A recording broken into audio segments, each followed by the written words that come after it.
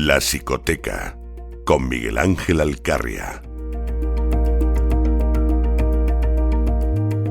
Estamos de regreso para continuar con ese programa doble y sesión continua que todos los miércoles dedicamos en La Voz a la Salud. Ya ha estado con nosotros Elena Kalinnikova, que como saben ustedes se ocupa de la vida sana, de la existencia saludable, del naturismo, y saben también que después siempre damos un salto cualitativo, nos vamos a la salud de la psique, nos vamos a la salud de la mente, y ahí quien nos echa siempre una mano es don Miguel Ángel Alcarria, que ya está con nosotros. Don Miguel Ángel, muy buenas noches. ¿Qué nos trae usted hoy? Muy buenas noches, don César. Muy buenas noches también a la audiencia de La Voz. Hablar de narcisismo está de moda, y no precisamente por tratarse de un fenómeno reciente, sino por su creciente visibilidad en la sociedad actual y porque es un tema recurrente en las redes sociales. Y es que la sensación que impera en la sociedad es que cada vez hay más narcisistas. Y lo cierto es que no vamos mal encaminados. Las cifras son claras. Más de un 5% de la población mundial presenta un trastorno narcisista de la personalidad, pero si analizamos las estadísticas a nivel subclínico, el porcentaje es mucho mayor. En concreto, según un estudio de la Universidad de California, entre el 30 y el 40% de la población general muestra rasgos narcisistas significativos, sin llegar a un diagnóstico claro de trastorno de la personalidad. Eso significa 3 o 4 personas de cada 10. Y además, lo que se ha encontrado en estas investigaciones es que en las generaciones más jóvenes es donde ha habido mayor aumento de rasgos narcisistas en relación a generaciones anteriores. ¿Nos sorprende? Yo creo que no debería. Es la cultura que les hemos transmitido. ¿Hemos educado generaciones narcisistas? Pues lo cierto es que sí, y así lo muestran los datos, y el entorno educativo ha tenido un papel crucial.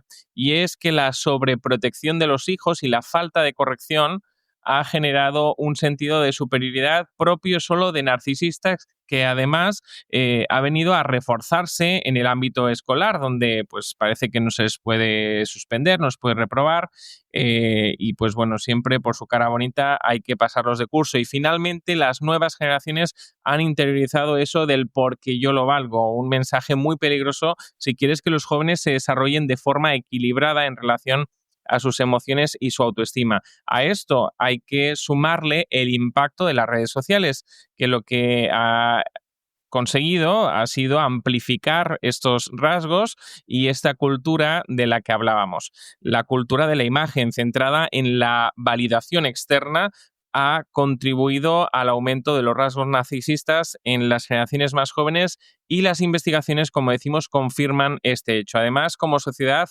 nos hemos tragado la idea de que hay un narcisismo sano, un narcisismo positivo. No sé si nuestra audiencia habrá podido escuchar estos conceptos, pero hay quien habla en estos términos, especialmente en el ámbito de la autoayuda, del coaching, el empoderamiento personal, y al menos para los psicólogos esto nos suena horrendo, es horroroso, y quienes usan estos términos no tienen ni idea de lo que hablan. Y lo que sucede con esta defensa de un cierto tipo de narcisismo supuestamente sano o positivo es que solo refuerza ciertos comportamientos destructivos. No olvidemos que el narcisismo, además de ser patológico, es profundamente destructivo tanto para la propia persona, que necesita un poquito de humildad, como para su entorno, que tiene que soportarlo. Estamos normalizando el egocentrismo, la falta de empatía, la instrumentalización de las relaciones, la autoidealización, y esto sí o sí tiene una repercusión en las relaciones personales y en las que no son tan personales, porque en el mundo empresarial también tenemos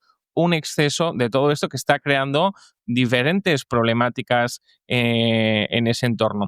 Pero parte de la culpa de todo esto finalmente la tiene una vez más la cultura empresarial. Nadie quiere a nadie que no sepa venderse bien, y muchos de los que se venden bien, ¿qué son? Narcisistas. Por tanto, hemos premiado el narcisismo y lo seguimos premiando. Por poner un ejemplo, hablemos del fenómeno self-branding, la creación de una marca personal. Existen muchos cursos al respecto, y lo que consiste es finalmente en crear una imagen idealizada de ti mismo que sea vendible, y a menudo esa imagen está muy desconectada de la realidad porque se ha creado partiendo de una exageración de los propios logros personales y partiendo de una idea errónea de lo que es tener autoestima. Por tanto, no ganamos nada con el narcisismo fomentando este tipo de valores y creando este tipo de cursos, sino que solo perdemos como sociedad.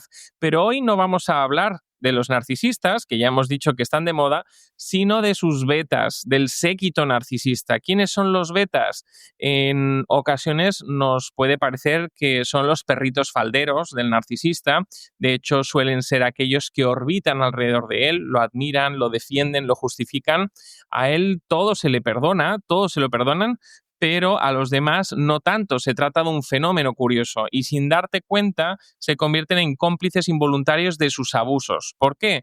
Porque los narcisistas no suelen mancharse las manos o al menos no lo hacen en solitario. Y es que los betas son en cierto modo una extensión psicológica del narcisista, una pieza necesaria para que su imperio del ego siga en pie.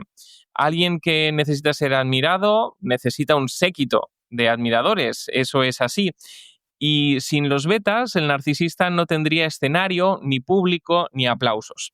Y aquí está el punto clave, el narcisista no actúa solo. Detrás de cada narcisista poderoso, manipulador o cruel, suele haber una red de personas que por miedo, por necesidad emocional o simple confusión le sostienen el teatro. Algunos lo hacen por dependencia emocional, otros por interés, porque de alguna forma les ha puesto el caramelo en la boca, les ha prometido algo que jamás verán, se ha dicho de paso, y muchos simplemente lo hacen porque no son capaces de ver la manipulación que están sufriendo. Pueden pasar años hasta que algunos se den cuenta. Por tanto, los betas, en cierto modo, también son víctimas del narcisista, aunque también colaboradores. Psicológicamente, el beta cumple un papel esencial en la dinámica narcisista.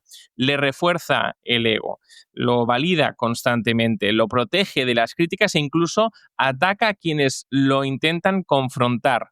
Parecen los amores platónicos y en cierto modo lo son porque admiran de una forma muy romantizada, muy idealizada, la seguridad que muestra el narcisista. En los entornos laborales, por ejemplo, suelen ser compañeros que justifican cualquier abuso del jefe narcisista, muchas veces / psicópata integrado, también hay que decirlo, con frases como, bueno, es que él es así, o hay que entenderlo, tiene mucha presión.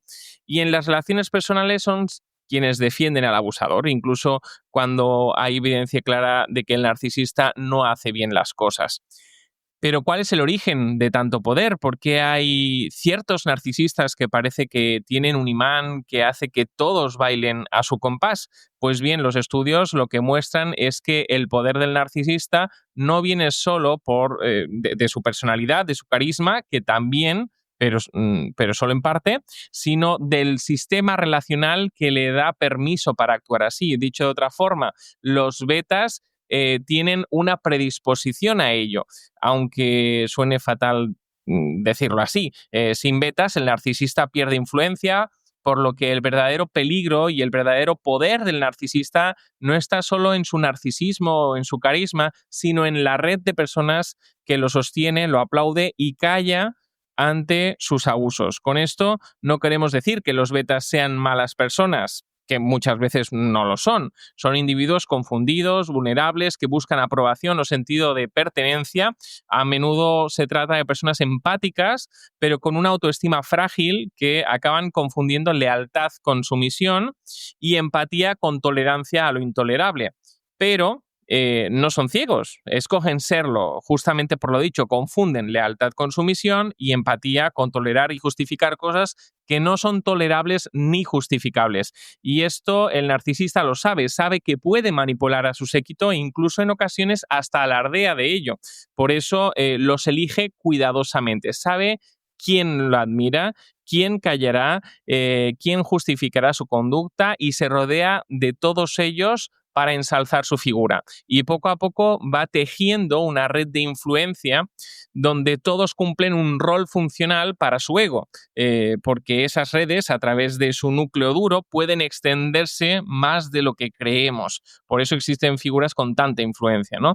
Y alguno pensará, no podemos meter a todos en el mismo saco, y tienen toda la razón, porque los betas del narcisista no son todos iguales. Existen varios tipos y aunque cada uno cumple una función distinta, todos terminarán alimentando el mismo sistema, el sistema del poder y el ego narcisista. El primer tipo de beta es el beta fiel, es el más fácilmente reconocible, es el que defiende al narcisista pase lo que pase, es el que se queda hasta el final, porque es así, en algún momento el narcisista cae en desgracia.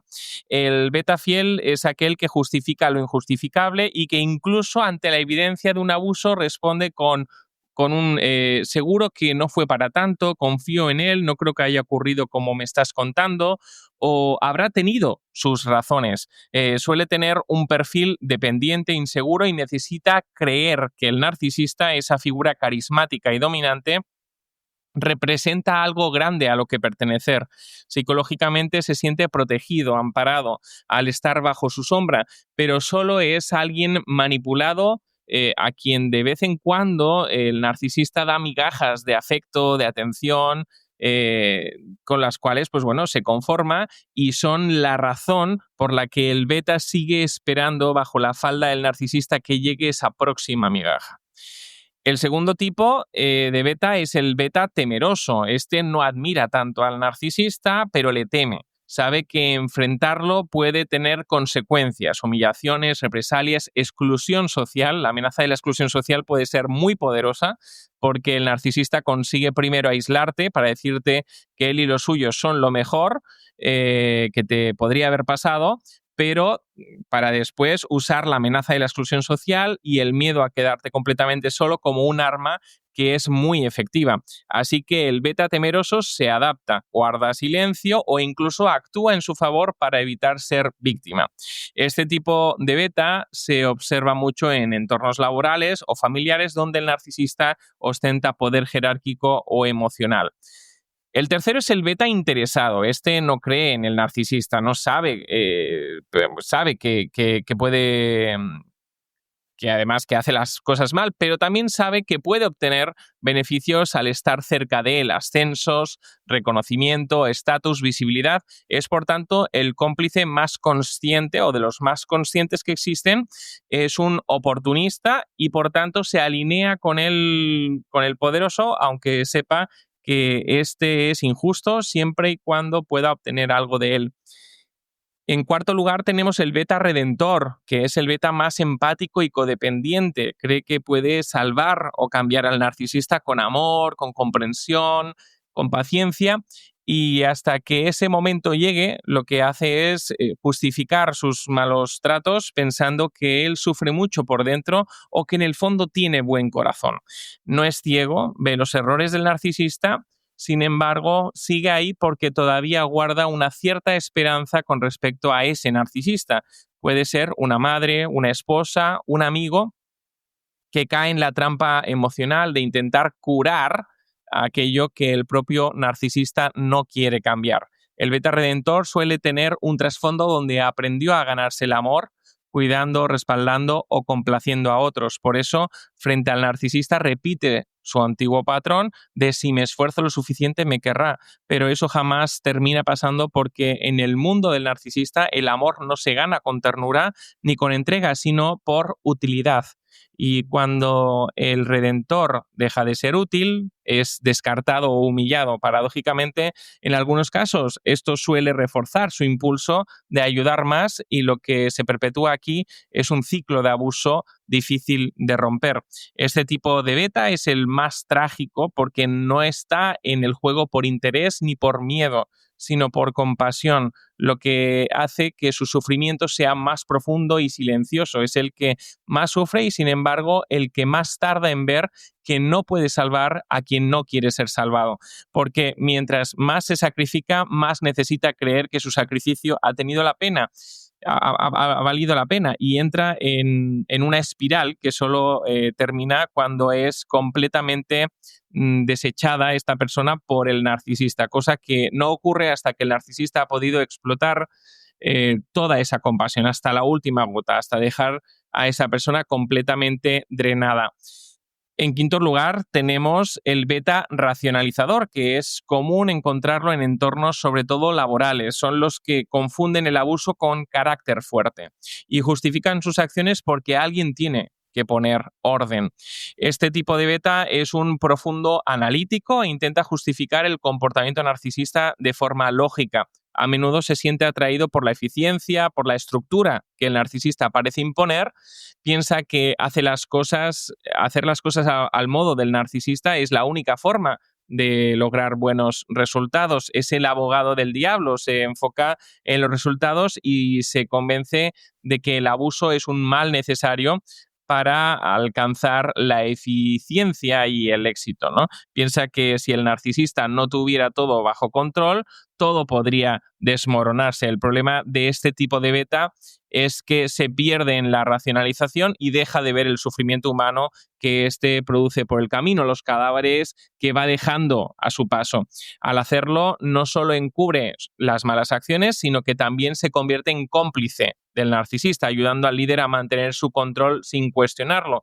Pero lo hace sin sentirse culpable porque justamente la justificación intelectual lo hace sentirse inmune a la culpa. Su lema sería algo así como: estamos trabajando para algo más grande que nosotros mismos. Eso es lo que se dice a sí mismo, al menos, mientras las víctimas se acumulan a su alrededor. En sexto lugar está el beta espejo, aquel que admira tanto al narcisista que intenta parecerse a él. Lo admira, lo valida, amplifica la imagen del narcisista, copia su forma de hablar, sus gestos, sus ideas, sus frases, incluso a lo mejor hasta su forma de vestir. Es el más peligroso de todos porque puede convertirse con el tiempo en un nuevo narcisista. El beta espejo no solo refuerza la autoestima del narcisista, sino que se disuelve en su identidad. Es la calca de su mentor. Y decimos que es el más peligroso porque aquí viene el séptimo tipo de beta, el beta reflejo, al que también podríamos llamar el aprendiz narcisista, y que es una evolución del beta espejo, pero más avanzada. Es un 2.0, por así decirlo.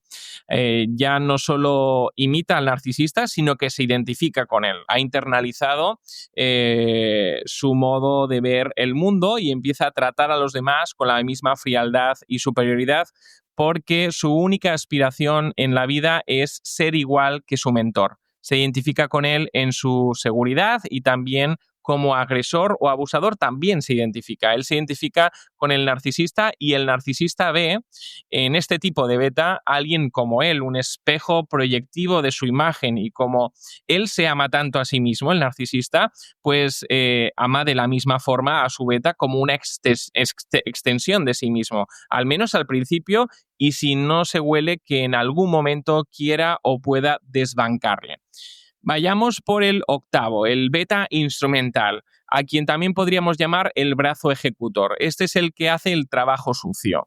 ¿Hay que echar a alguien? Pues el narcisista le mandará que lo haga él y él pues lo hará con mucho gusto. El narcisista lo manipula para atacar, para excluir, desprestigiar a quienes considera una amenaza, y esto no lo convierte en el más malo de la película porque es otra víctima de la manipulación, porque el narcisista le convence de que haciendo eso actúa por justicia.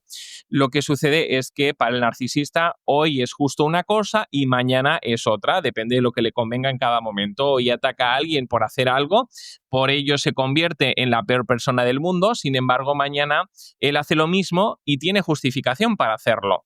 El beta instrumental es un mandado y como mandado cree que no tiene culpa porque fue mandado por otro. Eso es muy habitual observarlo sobre todo en los cuerpos policiales. Sin embargo, forma parte de la maquinaria del abuso. El beta instrumental es un abusador, aunque no sea plenamente consciente de ello. Y si tuviéramos que señalar al beta más culpable de todos, ese es el beta culpable. Este pues sabe que el narcisista está haciendo, sabe lo que está haciendo, pero no se atreve a intervenir porque se convence de que es mejor no meterse, que no es asunto suyo. Su rol pasivo sostiene el sistema de abuso narcisista por omisión, no por acción. Este tipo de beta ha sido descrito como el espectador del abuso, forma parte de una dinámica de silencio donde la inacción perpetúa el daño. Y lo que diferencia al beta culpable de los otros betas es que mientras los otros pueden estar sobre todo motivados por una necesidad de pertenecer, de obtener recompensas, de sentirse útiles, el beta culpable sabe que lo que está ocurriendo es injusto, pero se autojustifica con excusas como no es mi responsabilidad intervenir o pues ya se encargará otro de hacerlo. Este fenómeno tiene su base en lo que se denomina el efecto bystander o efecto espectador, un concepto de la psicología social que sugiere que cuantas más personas han observado o están observando una situación de abuso o injusticia, menos probable es que alguien intervenga. La razón está en que el beta culpable siente que su intervención no cambiará nada o peor aún, que podría empeorar las cosas. La inacción del beta culpable refuerza el sistema de abuso del narcisista porque aunque no participa activamente, su silencio y pasividad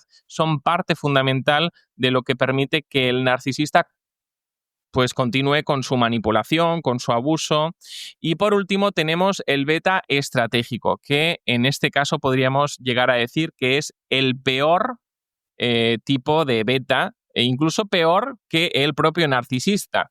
Este último sabe perfectamente quién es el narcisista, pero decide mantenerse cerca por pura conveniencia táctica. No hay admiración, no hay miedo, sino cálculo estratégico.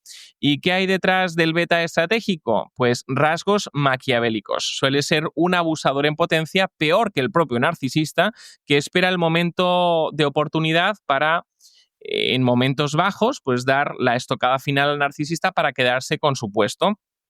Y lo que en realidad está pasando es que utiliza al narcisista y le sirve en tanto él lo necesite. Cuando ya no le es útil, pues cambia de bando sin remordimientos y muchas veces acaban sustituyéndolo, pero no para ofrecer un liderazgo mejor, sino todo lo contrario. Suelen ser más despiadados, manipuladores, calculadores que el propio narcisista al que reemplazan. El beta estratégico es un maestro de la manipulación, mayor maestro que el narcisista y de hecho suele poder manipular al propio narcisista. En ocasiones toma el rol de consejero, confidente, se gana la confianza del narcisista para influir en sus decisiones, para dirigir los hilos del poder a su favor, sabe leer las vulnerabilidades del narcisista y utilizarlas para orientar sus acciones hacia sus propios intereses, mientras hace creer al narcisista que está trabajando en su beneficio.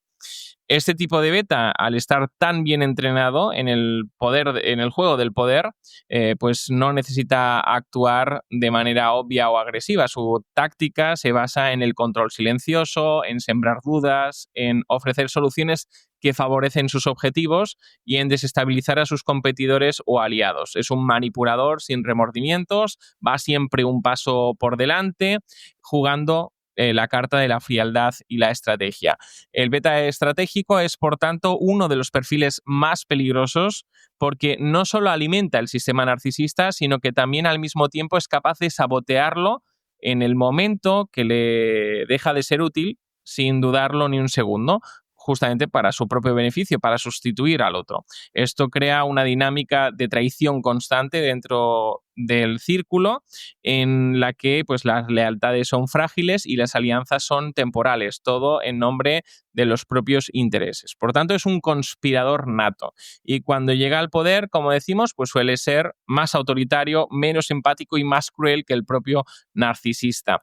Su objetivo no es construir un sistema más sano, sino mantener y consolidar su propio dominio utilizando las mismas tácticas de manipulación que empleaba el narcisista, pero con mayor sutileza. Es más sutil.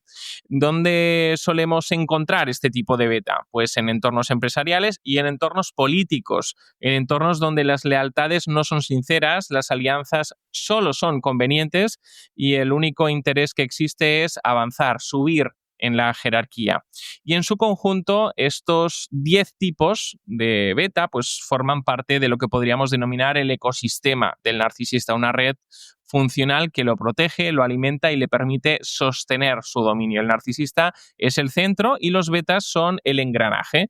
Pero aunque el narcisista piense que todos sustentan su poder, cuidado, la traición acecha donde menos lo espera y nunca es para mejor, sino para peor, como ya lo hemos podido ver. Pero ¿cómo logra el narcisista reclutar y mantener a estos betas, incluso pasar años, ¿no?, en esa situación? ¿Cómo logra mantenerlos bajo su dominio? Pues manipulación psicológica. Si perciben que alguien necesita aprobación, le darán dosis de halagos. Si notan miedo, ofrecerán protección. Si ven ambición, prometerán recompensas. El refuerzo intermitente, un principio descrito por los conductistas, es una de sus herramientas más eficaces.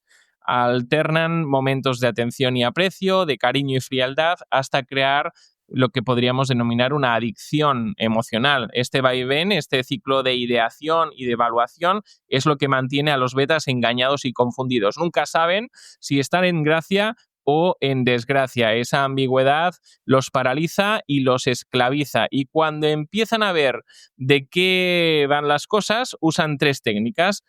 Primero está el chantaje emocional. Después de todo lo que he hecho por ti, ¿así me lo pagas? ¿O recuerdas todo lo que te he dado? ¿Te vas a ir ahora que es cuando más lo necesito? Pues este tipo de frases cargadas de culpa ponen al beta en una posición de deuda emocional, y el narcisista sabe perfectamente cómo apelar a la vergüenza y a la culpa para que no se atreva a romper el círculo. El beta cree que está en deuda con el narcisista por todo lo que supuestamente ha recibido, que no ha recibido tanto y además siempre ha sido de forma utilitaria, ¿no?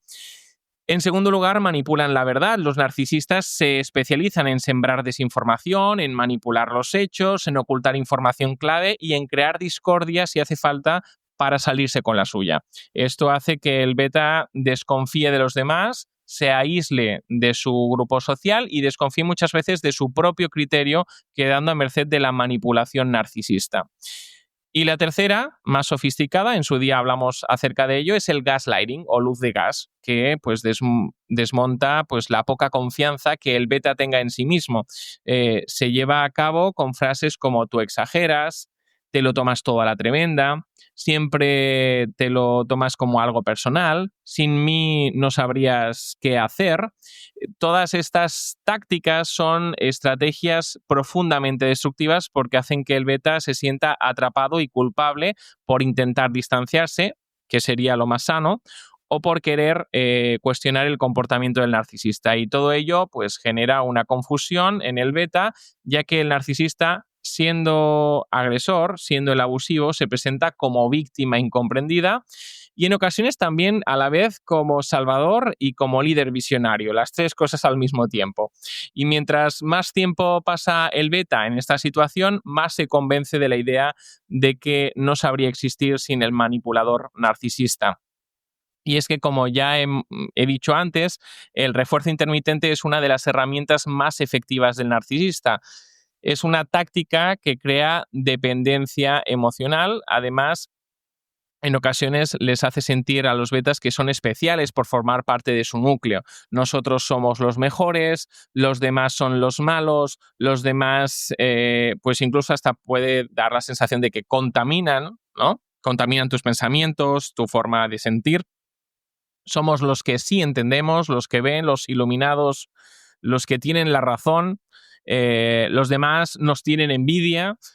Con todo esto, pues pueden imaginarse la inestabilidad emocional que algunos de los betas que acabamos de describir sufren. Tanto así que por depender, por estar esclavizados de ese refuerzo intermitente, llegan a perder su brújula moral.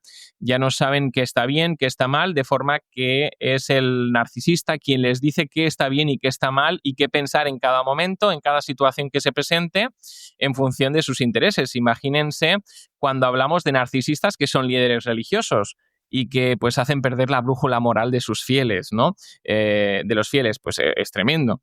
Y lo más trágico es que después de utilizarlos, cuando ya no los necesita, los descarta sin remordimiento. Entonces los betas quedan vacíos, confusos y muchas veces pues con sentimiento de culpa. Algunos incluso desarrollan síntomas depresivos, ansiosos o estrés postraumático tras la ruptura de esa relación. Por esa razón, hoy más que nunca es esencial reconocer las señales y aprender a no ser cómplices involuntarios del narcisismo.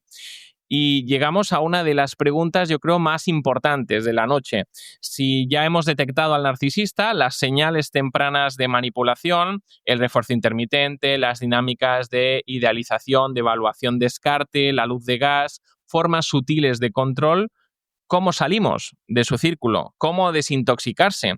Porque en un momento dado absolutamente todos podemos convertirnos en peones del narcisismo si no somos intencionales en detectar estas señales y después en salir de esa dinámica tóxica. En primer lugar, pues es importante que aprendamos a decir no, sin sentir culpa por poner límites sanos. Decir no nos protege a nosotros y protege a los demás frente al abuso. Eso puede a veces requerir que pues, sea paulatino, progresivo, pero es importante entrenarse en poner límites sanos.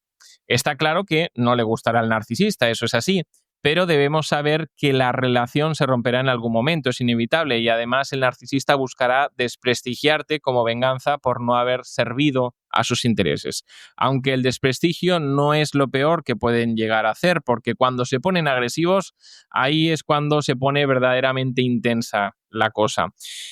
En segundo lugar, es importante asumir responsabilidad sin culpa. Necesitamos aprender de lo que hemos vivido, reconocer que participamos en cosas que no fueron demasiado bonitas y nuestra propia identidad se construye desde la honestidad con uno mismo y también con los demás. Y por tanto hay que intentar hacer enmienda en la medida de lo posible por los males que se hayan podido causar en el pasado. En los cuales haya participado de forma muchas veces, como hemos dicho, involuntaria. En tercer lugar, debemos decir que no basta con distanciarse del narcisista. Hace falta sanar las partes de uno mismo que lo necesitaron para no caer en las redes de ningún otro narcisista en el futuro. Y en este punto es donde muchos fallan porque creen que alejarse del narcisista resolverá el problema. Pero la verdadera sanación va mucho más allá de cortar el contacto. Es crucial sanar las heridas emocionales que nos hicieron susceptibles de caer en la trampa narcisista. Esto implica autoconocimiento, implica autoaceptación e implica recuperación emocional. Digamos que suplir esas necesidades de una forma sana y sin requerir pues ese tipo de dinámicas tóxicas. Si no nos enfrentamos a esas partes vulnerables de nuestra psique, es probable que sin quererlo sigamos repitiendo patrones destructivos, buscando inconscientemente relaciones que replicarán los mismos ciclos abusivos. O sea, vamos a buscar otro narcisista que supla el vacío que estaba antes cubriendo el narcisista anterior. Y la clave aquí está en reconocer qué necesidades emocionales fueron explotadas y trabajar en ellas desde un lugar sano. Muchas veces el narcisista se aprovecha de inseguridades, de la necesidad de validación, de nuestra tendencia a compadecer a los demás, y reconocer estas debilidades es el primer paso para sanar estas vulnerabilidades emocionales. Además, es importante que no se quede solo en un trabajo de introspección, porque siempre hay una zona que es ciega para nosotros. Por esa razón, es necesario buscar ayuda profesional, buscar ayuda psicológica. Además, el apoyo terapéutico es una herramienta de valor incalculable cuando hablamos de superar las secuelas psicológicas que dejan las relaciones con narcisistas, entre otras el trastorno por estrés postraumático complejo. Y como complemento a esa terapia es importante rodearse de personas sanas y empáticas. Después de una relación con un narcisista tendemos a desconfiar de los demás, a sentirnos aislados o desconectados. Sin embargo, pues es vital reconstruir una red de apoyo emocional sólida en la que podamos confiar y que nos permita volver a sentir que las relaciones sanas son posibles. Estas personas deben poder respetar nuestros límites, ayudarnos a reforzar nuestra autoestima y brindar apoyo en momentos de flaqueza.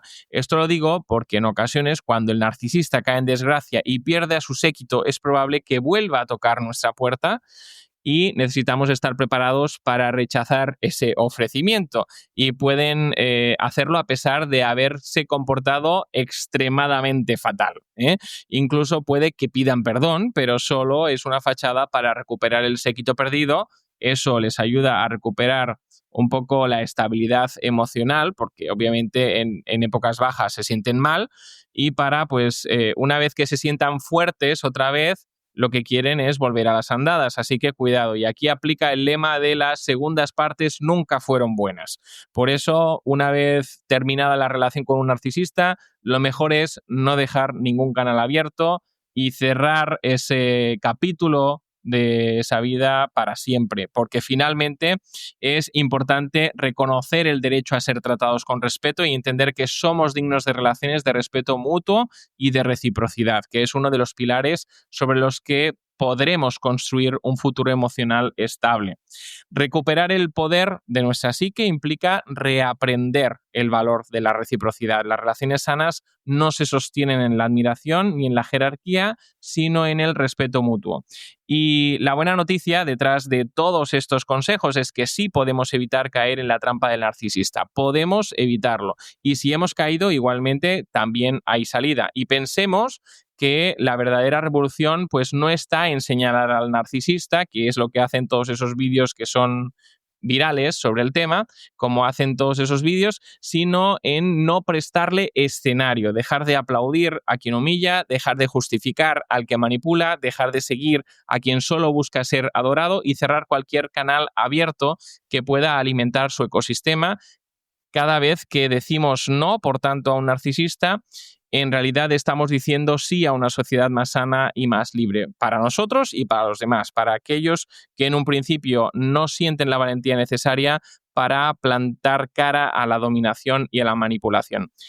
Y ya saben, pues todos los miércoles en la Psicoteca, aquí en La Voz, tocamos temas de estricta necesidad para nuestro bienestar personal. Por esa razón, les emplazamos a esta cita semanal. No falten, porque lo que sí es seguro, don César, es que nosotros acudiremos, como siempre, a la cita.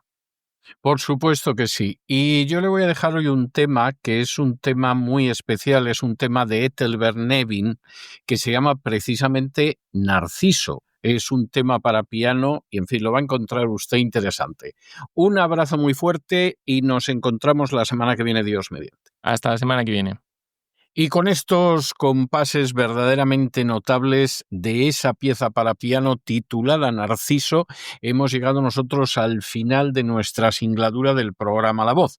Esperamos que lo hayan pasado bien, que se hayan entretenido, que incluso hayan aprendido una o dos cosillas útiles. Y los emplazamos para mañana, Dios mediante, en el mismo lugar y a la misma hora. Y como siempre, nos despedimos con una despedida sureña. God bless you. Que Dios los bendiga. El programa La Voz es una producción de Artorius Incorporated y al amparo del derecho a la libertad de expresión. No se hace responsable de las opiniones vertidas en el curso del mismo.